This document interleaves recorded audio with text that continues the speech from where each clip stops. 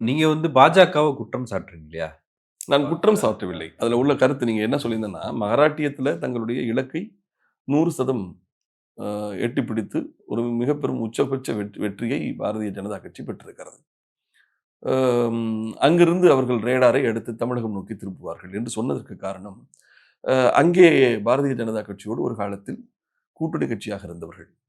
இந்துத்துவாவை பாஜகவுக்கு நிகராக இன்னும் சொல்லப்போனால் முன்னோடியாக கையில் பிடித்து நின்ற இயக்கம் சிவசேனா. ஆம், இங்கே குஜராத்தில் கோத்ரா ரயில் எரிப்பு என்று சொன்னால் அங்கே மும்பை கலவரம்.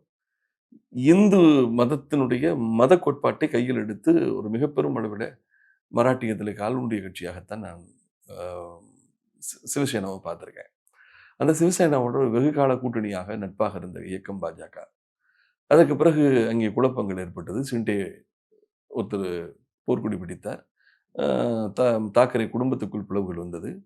அதற்கு பிறகு இன்றைக்கு தேர்தல் நடந்திருக்கிறது. பாரதிய ஜனதா கட்சி யாருடைய தயவும் இல்லாமல் தனித்து ஆட்சி அமைக்கின்ற நிலைக்கு இங்கே வெற்றி பெற்றிருக்கிறார்கள். இதை நான் ஏன் சொன்னேன்னு கேட்டீங்கன்னா, தமிழகத்திலும் அது போன்ற நிலை வரலாம்.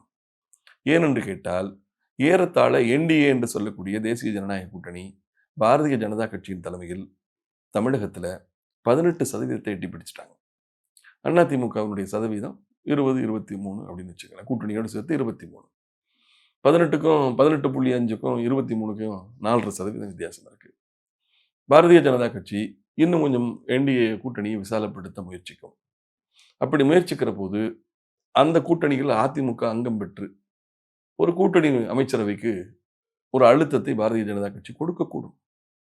அதனை ஏற்க எடப்பாடி மறுத்தால், அல்லது முடியாது என்று சொன்னால், அங்கே புரட்சி குரல் வெடிக்கும் என்று நான் நம்புகிறேன். இல்ல அதிமுக மேல நீங்க வந்து ரொம்ப ஒரு தீவிரமான பற்று வச்சிருக்கிறீங்க இல்லையா?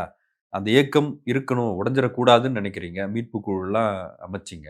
இப்ப அதிமுக 2ஆக உடையும். அதற்கு பாஜக காரணமாக இருக்கும்னா, அந்த பாஜக பக்கம் ஓபிஎஸ் இருக்காரு. அத எப்படி ஏத்துக்கிறீங்க? 2 விஷயம் நீங்க அரசியலிலே என் கட்சி என்னை நீக்கிவிட்டது, அல்லது என் கட்சி ஜனநாயகத்திற்கு மாறாக என்னை தூக்கி போட்டு விட்டது என்று சொன்னால், நான் காவியை கட்டிக் கொண்டு போய் என்னை கட்சி வெளியே அனுப்பிவிட்டது, நான் அரசியலிருந்து போகிறேன் என்று சந்நியாசம் போய்விட முடியாது.